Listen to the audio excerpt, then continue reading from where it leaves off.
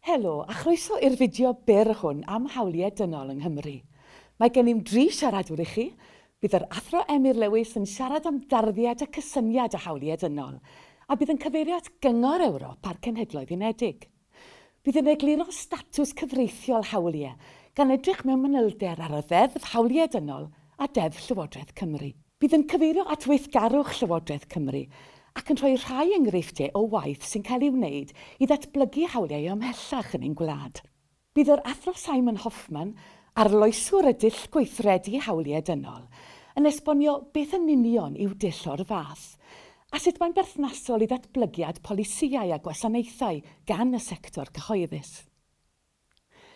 Bydd y cynghorydd Elliot King, aelod cabinet dros ddiwylliant hawliau dynol a chydraddoldeb Dinas a Sir Abertawe, a'r cynghorydd sy'n hyrwyddwr LGBT+, yn sôn am daith Abertawe i ddod yn ddinas hawliau dynol, a bydd yn siarad am y manteision y mae hyn wedi cynnig i'r ddinas. Ond cyn hynny gyd, rwy am sôn ychydig am gydraddoldeb yng Nghymru, oherwydd bod y ddau beth, cydraddoldeb a hawliau dynol, yn mynd law yn llaw, dydyn nhw ddim yn union yr un fath. Maen nhw'n aml yn cael ei defnyddio i olygu'r un peth, ond dydy hynny ddim yn hollol iawn. Mae'r ddeddf cydraddoldeb yn casglu'r cyfreithiau gwrth-wahaniaethu blaenorol ynghyd mewn un deddf. Mae'n amddiffyn pobl rhag dioddef gwahaniaethu, ac mae'n sicrhau cydraddoldeb a thegwch.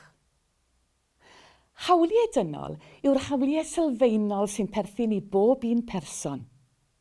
Maen nhw'n perthyn i bob un ohonom ni, beth bynnag ein cefndir. Mae gan bob un ohonom hawliau dynol. Efallai y bydd llawer ohonoch sy'n gwylio'r fideo hwn yn gweithio mewn adrannau cydraddoldeb awdurdodau lleol, neu sefydliadau eraill yn y sector cyhoeddus. Ond faint ohonoch chi sydd hefyd yn gwybod eich bod yn gweithio i gyflawni ein hawliau dynol? Os yw hynny'n wir amdanoch chi, bydd y fideo hwn yn eich helpu. Mae deddfwriaeth cydraddoldeb yn ceisio diogelu hawliau dynol, dileu anghydraddoldebau a chreu Cymru deg a mwy cyfartal. Pan fo hawliau dynol yn cael eu tramgwyddo, mae hyn yn arwain at anghydraddoldeb. Mae Cymru'n unigryw gan fod gennym ni ddeddf llesiant Cenedlaethau'r Dyfodol Cymru 2015 sy'n ceisio gwella llesiant cymdeithasol, economaidd, amgylcheddol a diwylliannol Cymru. Mae'r ddeddf hon yn rhoi fframwaith i'r sector cyhoeddus weithio ynddo, gan sicrhau ein bod ni gyd yn gweithio tuag at set o ganlyniadau cyffredin, y 7 nod llesiant i Gymru. Mae'r nodau'n perthyn i'w gilydd ac yn cynnwys nod o'r enw Cymru fwy cyfartal. Yn ategu deddf llesiant Cenedlaethau'r Dyfodol a Cymru fwy cyfartal, mae amrywiol ddyletswyddau deddfwriaethol a llweddol eraill, sy'n ei gwneud yn ofynnol i gyrff cyhoeddus wneud penderfyniadau gwell, gan roi ystyriaeth i anghydraddoldebau canlyniadau. Mae'r rhain yn cynnwys y ddeddf cydraddoldeb a'r ddeddf hawliau dynol. Felly gadewch i ni ddechrau drwy ddysgu ychydig mwy am Gymru a deddf cydraddoldeb 2010. Mae'r ddeddf cydraddoldeb yn ei gwneud hi'n anghyfreithlon yn erbyn y gyfraith, gwahaniaethu yn erbyn pobl oherwydd nodwedd benodol. Mae'r rhain yn cael ei galw'n nodweddion gwarchodedig. Ac mae 9 nodwedd warchodedig, sef oedran, anabledd, ailbennu rhywedd, priodas a phartneriaeth sifil, beichiogrwydd a mamolaeth, hil, crefydd neu gred, rhyw a cyfeiriadau rhywiol. Ac yna mae dyletswydd cydraddoldeb y sector cyhoeddus. Mae hon i'w gweld yn adran 149 o ddeddf cydraddoldeb 2010 sy'n cyflwyno un ddyletswydd cydraddoldeb y sector cyhoeddus, neu ddyletswydd gyffredinol. Mae dyletswydd cydraddoldeb y sector cyhoeddus wedi'i chynllunio i helpu cyrff cyhoeddus a'r rhai sy'n cyflawni swyddogaeth cyhoeddus i gadw at y ddeddf cydraddoldeb. fel ei bod yn chwarae i'r rhan wrth gyfrannu at gymdeithas decach. Mae dyletswydd cydraddoldeb y sector cyhoeddus yn ei gwneud yn ofynnol i gyrff cyhoeddus ystyried sut mae ei polisïau a'i penderfyniadau yn effeithio ar y bobl a nodweddion gwarchodedig, mwyn sicrhau bod pawb yn gallu cael mynediad at wasanaeth neu gael cynlyniad cyfartal o bolisi neu benderfyniad. Rhaid i awdurdodau cyhoeddus a chyrff eraill sy'n cyflawni swyddogaethau cyhoeddus roi ystyriaeth briodol, hynny yw ystyriaeth gytbwys, i'r 3 nod canlynol wrth ddarparu gwasanaethau a llunio polisïau. 1. Dileu achosion o wahaniaethu, aflonyddu ac arledigaeth anghyfreithlon. 2. Hyrwyddo cyfle cyfartal rhwng pobl sy'n rhannu nodwedd warchodedig a'r rheini nad ydynt yn ei rhannu. 3. Meithrin cydberthnasau da rhwng pobl sy'n rhannu nodwedd warchodedig a phobl nad ydynt yn ei rhannu. I'ch atgoffa, mae'r nodweddion gwarchodedig yn cynnwys anabledd, ailbennu rhywedd, beichiogrwydd a mamolaeth, hil, crefydd neu gred, rhyw a chyfeiriadau rhywiol. Mae'r ddyletswydd i roi sylw dyledus, hynny yw sylw cytbwys, i'r angen i ddileu gwahaniaethu hefyd yn cynnwys priodas a partneriaeth sifil. Felly sut mae sefydliadau'r sector cyhoeddus yn dangos ei bod yn cydymffurfio? Yng Nghymru, mae dyletswyddau penodol o dan reoliadau Cymru 2011. Mae dyletswyddau penodol yn nodi gofynion statudol i gyrff cyhoeddus gan gynnwys Llywodraeth Cymru ei dilyn. Mae'r gofynion hyn yn dangos bod corff cyhoeddus yn rhoi sylw dyledus i 3 nod dyletswydd cydraddoldeb y sector cyhoeddus, fel y trafodwyd yn flaenorol. Mae'r gofynion hyn yn cynnwys pennu amcanion cydraddoldeb a chamau i gyflawni'r amcanion hynny. Cynnal sgyrsiau a thrafodaethau, cwblhau asesiadau o'r effaith ar gydraddoldeb, casglu gwybodaeth am gydraddoldeb, gwybodaeth am gyflogaeth, gwahaniaethau cyflog, hyfforddi staff, caffael a cyhoeddi adroddiadau blynyddol. Ym mis Mawrth 2021, daeth Cymru fod yn yr ail wlad yn y Deyrnas Unedig i ddefyddu adran 1 o ddeddf cydraddoldeb, y ddyletswydd economaidd gymdeithasol. Mae'r ddyletswydd economaidd gymdeithasol yn ei gwneud yn ofynnol i 35 o gyrff cyhoeddus a restrir yng Nghymru gan gynnwys gweinidogion Llywodraeth Cymru, sicrhau bod ystyriaeth gytbwys yn cael ei rhoi i leihau anghydraddoldebau canlyniadau sy'n deillio o anfantais economaidd gymdeithasol wrth wneud penderfyniadau strategol.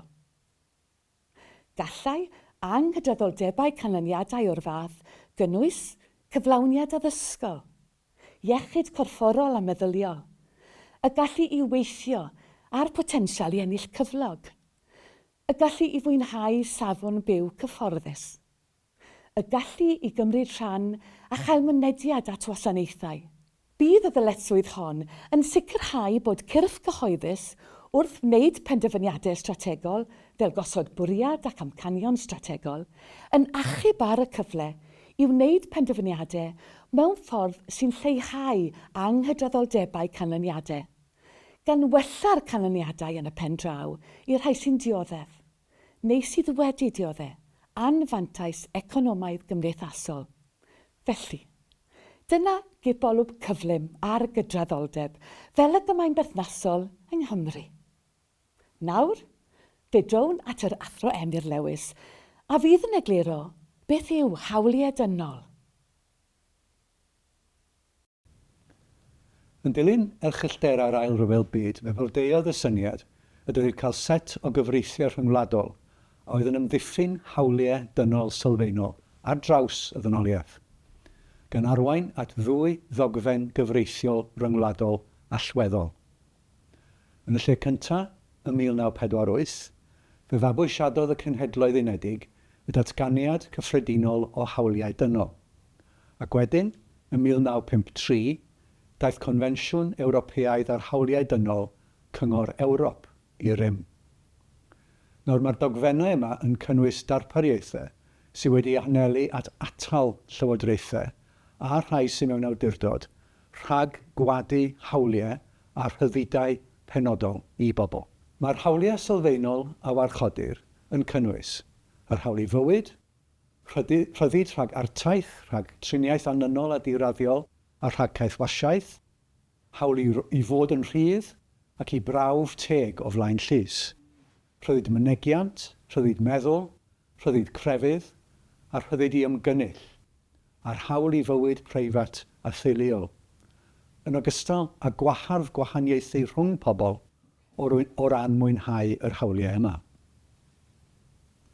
Yn ogystal â'r ddwy ddogfen gyfreithiol allweddol y sonias amdanyn nhw, mae'r Cenhedloedd Unedig a Chyngor Ewrop wedi creu llawer o offerynnau cyfreithiol, dogfennau cyfreithiol rhyngwladol eraill, sy'n diogelu hawliau penodol.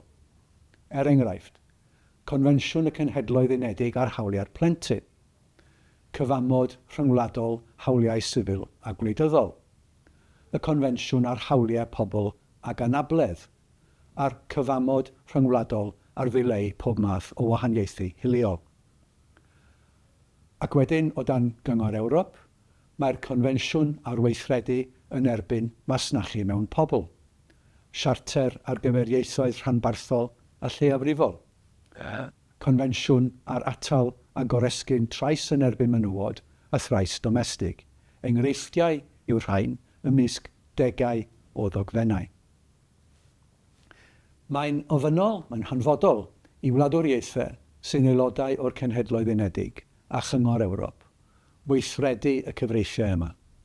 Felly, yn achos Cymru, Llywodraeth y Deyrnas Gyfunol sy'n gorfod sicrhau nad yw'r cyfreithiau hyn yn cael eu torri.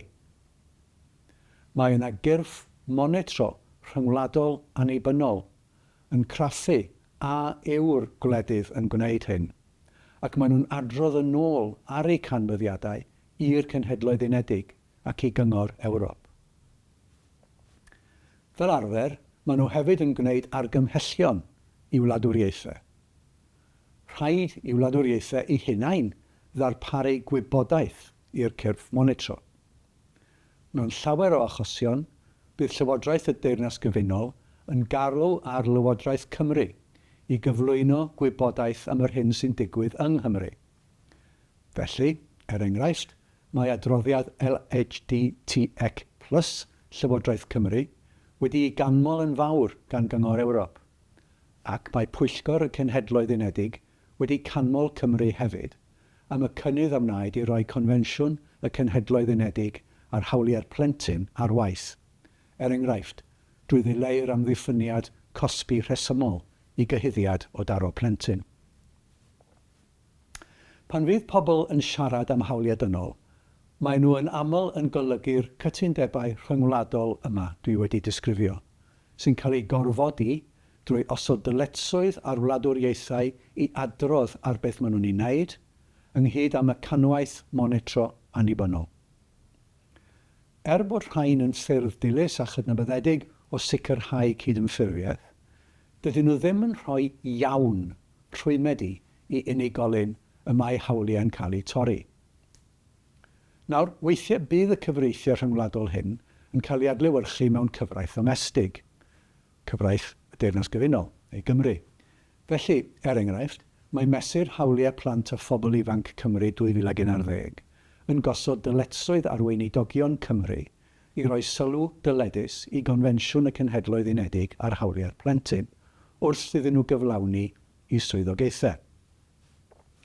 Mae hyn yn golygu bod rhaid i weinidogion Cymru roi ystyriaeth gytbwys i'r materion dan sylw a meddwl sut mae'r hyn yma nhw'n ei wneud yn berthnasol i hawliau a rhwymediggaethau y confensiwn hwnnw. Os ydyn nhw'n nodi unrhyw effeithiau negyddol ar blant a phobl ifanc, rhaid i weinidogion ystyried a ellir cymryd unrhyw gamau i osgoi neu i lehau'r effaith honno.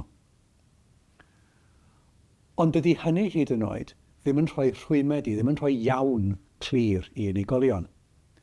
mwyn canfod hynny, mae angen i ni gymryd cam yn ôl ac edrych unwaith eto ar y Confensiwn Ewropeaidd ar Hawliau Dynol a daeth i rym yn 1953.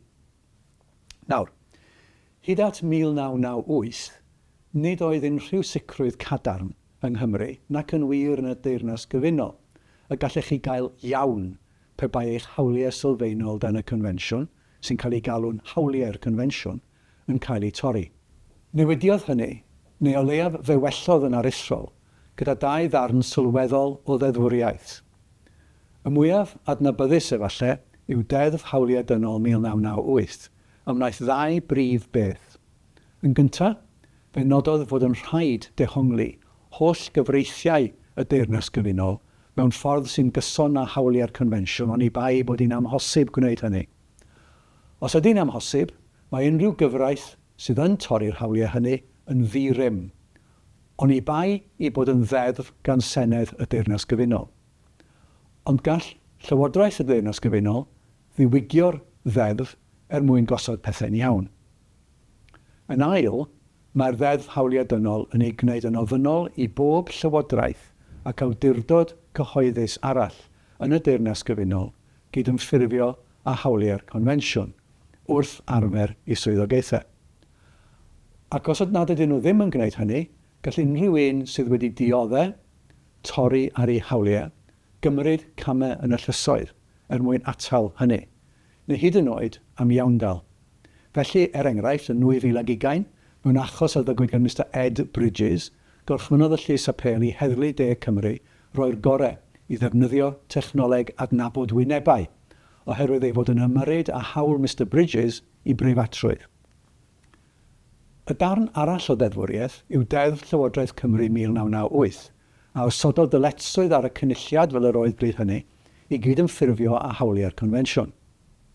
Erbyn hyn, mae Deddf Llywodraeth Cymru 2006 yn gosod y ddyletswydd honno ar Lywodraeth Cymru, ond mae hefyd yn datgan yn benodol y bydd unrhyw ddeddf sy'n cael ei wneud gan y Senedd yn ddi-rym os nad yw'n gyson â hawliau'r Confensiwn.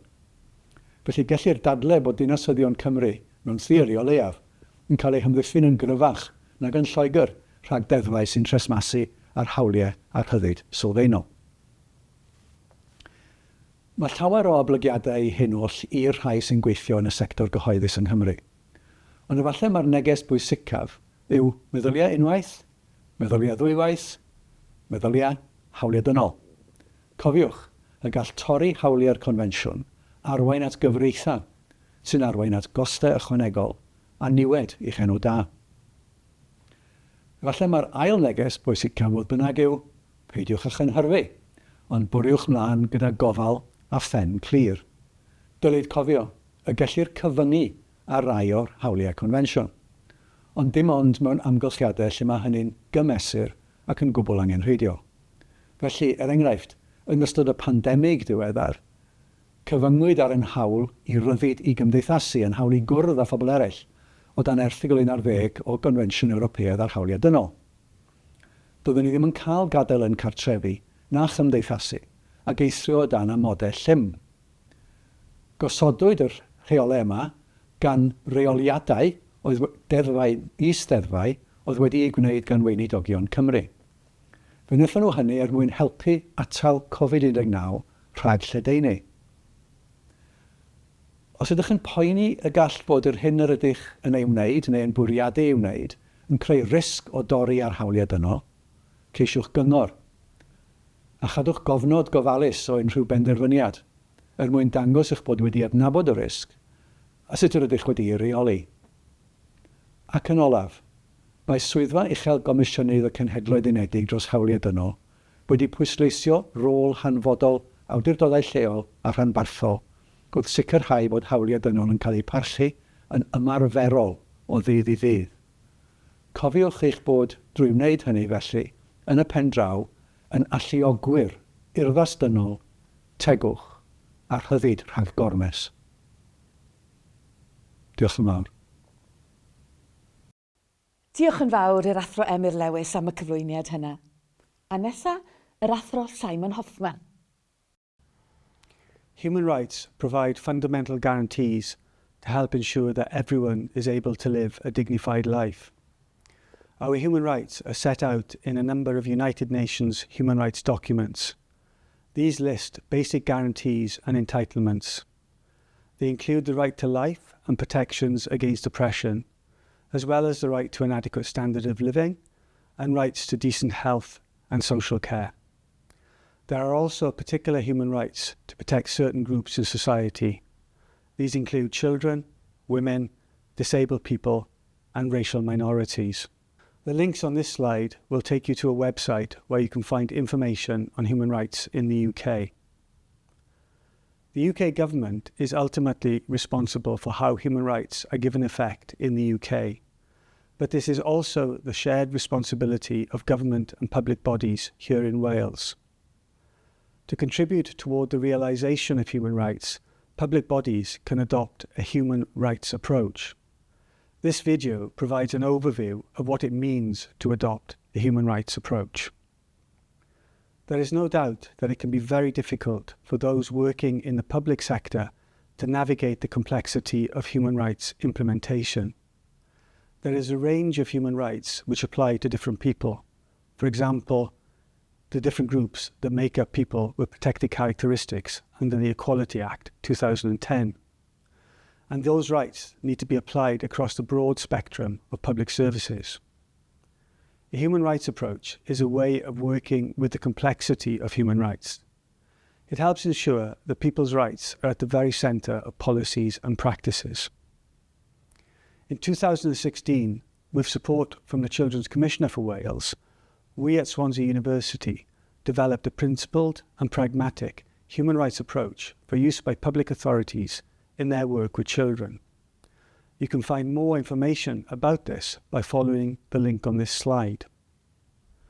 The child focus working method we developed for the Commissioner is a variation of a more general human rights approach, which public authorities can adopt in other areas of their activities. It is based on 5 principles, which are firmly rooted in human rights. These are embedding rights, equality and non-discrimination, empowerment, participation, and accountability. For practical purposes, a human rights approach can assist with developing priorities for planning and service delivery to meet local need, informing and guiding activities, including strategic planning and service delivery, to focus on the human rights of specific groups, especially disadvantaged groups, and establishing targets and indicators for policy, action, and outcomes. The first principle of a human rights approach is embedding rights. This means that human rights should be treated as guiding objectives for policy and action. In practice, it means that those who work in the public sector should be fully aware of human rights which are relevant to their area of work. It also means that public bodies should seek out opportunities to promote human rights. The practices which might be adopted to embed human rights will depend on the services being provided and the role and the responsibility of those involved. But the key steps might include making a commitment to human rights in all significant policy statements, identifying key individuals with responsibility to promote human rights, introducing processes such as human rights impact assessment to take account of human rights in policy development, and organising workforce training on human rights with the intensity of training appropriate to the role that a member of staff performs. The principle of equality and non-discrimination will be familiar to people working in the public sector. In the context of a human rights approach, it means ensuring that everyone has an equal opportunity to make the most of their lives, and that no one has to endure poor life chances because of discrimination. It is worth noting that this principle is entirely consistent with equalities duties which already apply to public bodies in Wales. So many mechanisms for putting the principle into practice are already required under equalities regulation. These include equality impact assessment and workforce training on equality and non-discrimination. Other key steps to promote this principle might include developing appropriate targets and programs which focus on the human rights of excluded and marginalised groups, and encouraging those working in service delivery to identify and report any discriminatory impacts of policy as part of monitoring implementation.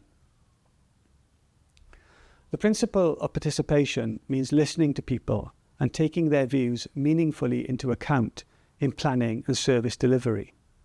It also means that everyone should be supported to express their opinion, provided this is consistent with other principles of human rights, including non-discrimination. And their views should be taken seriously when decisions or actions are taken that affect their lives directly or indirectly. It should also be clear how people's participation has influenced decision-making, with feedback always available. Some mechanisms which promote participation include establishing forums, including safe spaces, for participation and discussion with individuals and representative groups, and putting in place mechanisms to provide feedback on actions in response to any views received through participation. It is worth noting that the requirement to engage with communities in the preparation of local well-being plans provides an opportunity to promote the principle of participation as part of a human rights approach. Human rights should be seen as entitlements. They are not optional, which means that people need to be empowered so they are able to take advantage of their rights and to hold duty bearers to account. Some key steps to empower people might include providing training and information on human rights and how to use rights to influence policy, providing people with opportunities to act collectively, to develop ideas and proposals to influence decisions that affect their lives, providing accessible information on how to hold public bodies to account, and providing accessible information on independent advocacy services and legal advice. The accountability principle means public bodies should be accountable for decisions and actions which affect their lives. Accountability requires effective monitoring of human rights standards, as well as effective remedies where there is a failure to meet those standards. Key steps to achieve accountability might include carrying out human rights monitoring, including developing human rights indicators and reporting on performance against those indicators, providing accessible information on mechanisms for making complaints and for holding the authority to account, providing accessible information on how to access advice and advocacy services. And public bodies can also promote workforce accountability by ensuring that staff understand their responsibilities for human rights and by making this explicit in job descriptions and policies governing the conduct of staff. I have now covered all the principles of a human rights approach. I hope this video has provided helpful insights into what it means to adopt a human rights approach. For further information, you can follow the link on the slide to see how the City and County of Swansea has adopted a human rights approach to its work with people and communities. A diolch yn fawr i'r athro Simon Hoffman am y cyflwyniad yna. Nesa, y cynghorydd Elliot King o Gyngor Dinas a Sir Abertawe. Ond cyn hynny, ffilm fer i ni gael gweld beth yw'r gweithgarwch sy'n digwydd yn Dinas a Sir Abertawe. Swansea is a good host city and people are very good at heart because all the people I work with, my colleagues at SCVS, all very good, very accommodating and very friendly. The main positive things that I've seen here is the people, and they are always by you to help you. Briefly, I love Swansea. I think it will be our final destination. We don't have to move away. It's beautiful because of its people. Swansea has, I found really kind, lovely people in Swansea and in Wales, all Wales. I have to describe Swansea. I know a visitor would say beautiful Gower Peninsula, which is this beautiful. I would like to say first, beautiful people with a big heart, people with decency, people with human compassion. Look, the people he did for me, I didn't give them anything, but just to help you from what? Today I got it What's their advantage? Nothing. What they benefit? Nothing. What they gave something, they ask me money? No. They take some benefit for me? Nothing. But they just want you to be safe.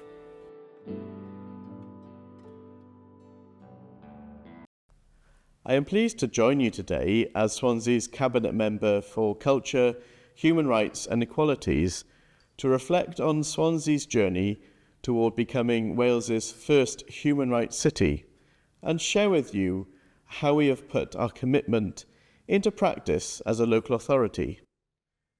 The video you have just seen reminds us why we wanted to go further and become a human rights city. The first step we took was to appoint a dedicated officer to coordinate the work. We recognised that allocating specific resources was essential to ensuring our human rights city aim.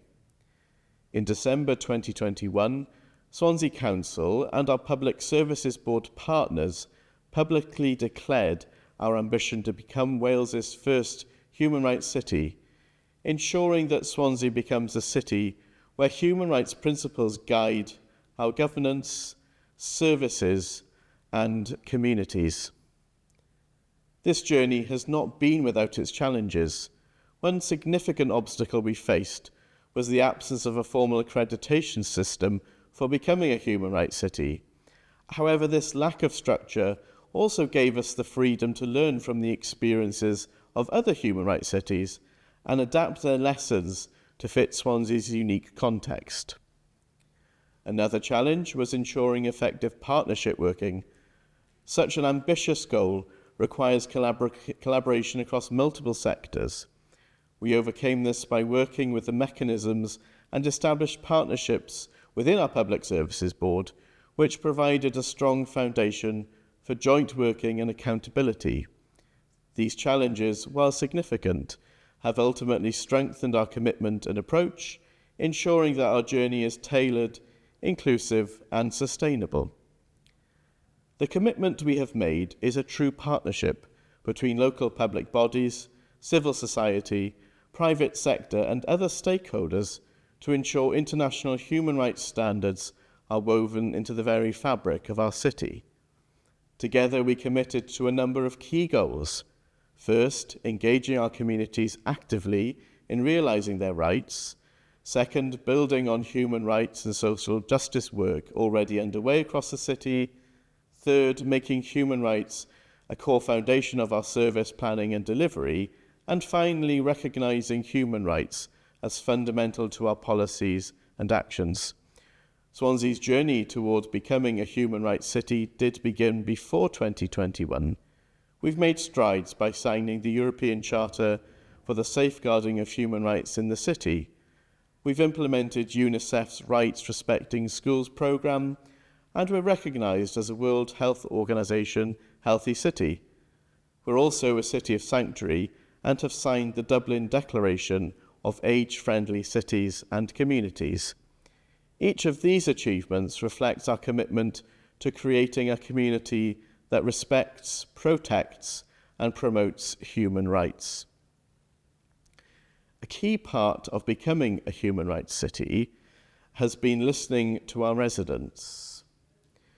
Working with Swansea University, we developed a survey to gauge public understanding of human rights and what they mean to our community. This survey was made public on our website.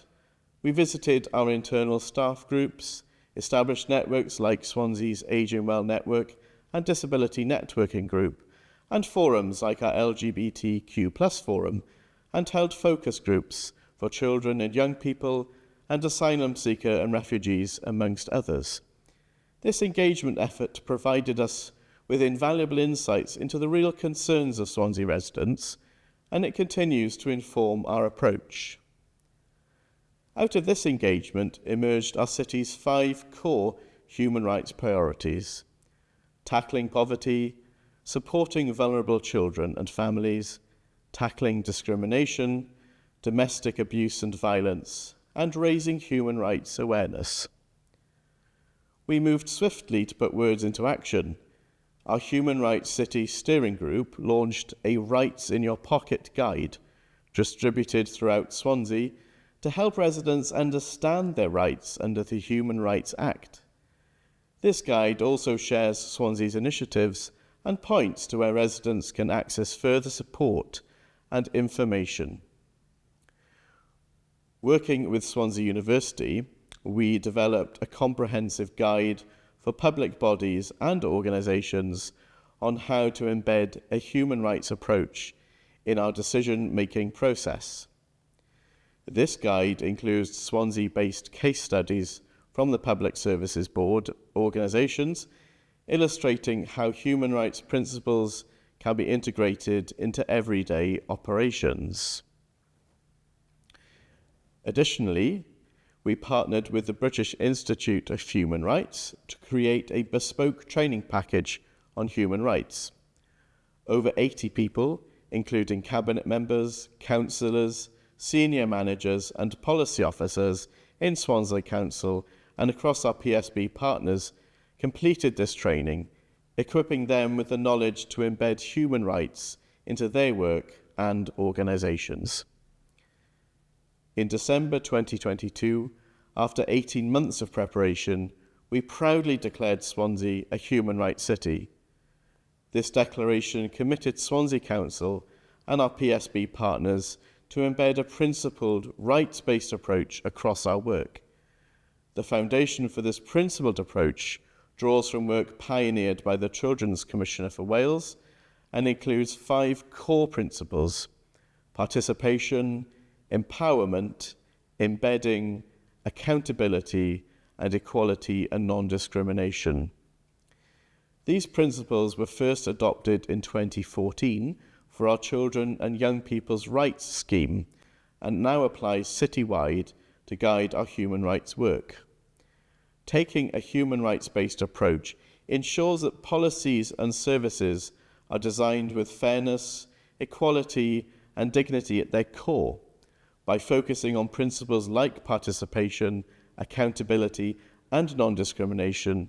It helps identify and address the needs of all individuals, particularly those most vulnerable, leading to more inclusive and effective outcomes. In June 2022, we hosted an action plan engagement event, gathering diverse voices from across Swansea. Participants included individuals with lived experience, children and young people, business and third sector leaders, and more. This event allowed attendees to discuss their biggest concerns, generating ideas for actions under our Human Rights City priorities. Using these insights, Swansea Council and our PSB partners have been developing individual action plans to address these issues, aligned with their unique mandates and responsibilities, while also embedding a rights-based approach in their organisations. For us at Swansea Council, this involved combining our human rights commitments with our strategic equality plan, a move that has further solidified our commitment to human rights. This integrated approach took effect in April of this year, complete with an accompanying action plan. Not only was a human rights-based approach used to develop and monitor this plan, but each commitment within the plan has also been explicitly linked to a human rights-based approach. There are a number of actions within this plan which enhances our Human Rights City efforts. For example, creating a co-production policy. This has led to a number of new strategies and policies being developed in this way, putting our residents on an equal footing as decision makers. A notable milestone came in February 2024 when Swansea Council was invited to contribute to UNESCO's Human Rights Go Local publication series. This invitation culminated in an opportunity to serve as panellists in a global conference where we shared our experiences and insights on the theme of accountability in Human Rights Cities action plans. As we continue this journey, we are establishing a stakeholder panel that will serve as a constructive partner to our Human Rights City work. This panel will ensure that we remain accountable to our residents, responsive to their needs, and dedicated to creating a city where every individual can thrive with dignity and respect. Our journey as a human rights city is just beginning. The work we've undertaken so far sets the stage for a future where human rights guide everything we do, from policy making to community engagement. This work belongs to all of us. Diolch yn fawr iawn i'r tri siaradwr gwadd am y wybodaeth bwysig yna heddiw. A chofiwch bach adborth chi yn bwysig i ni. Ewch ar y dudalen a'r event box, mae'r ffurflen werthuso ar honno i chi i'w llenwi. Gwnewch hynny a byddwn yn gwerthfawrogi hynny. Diolch yn fawr i chi am wylio a gwrando.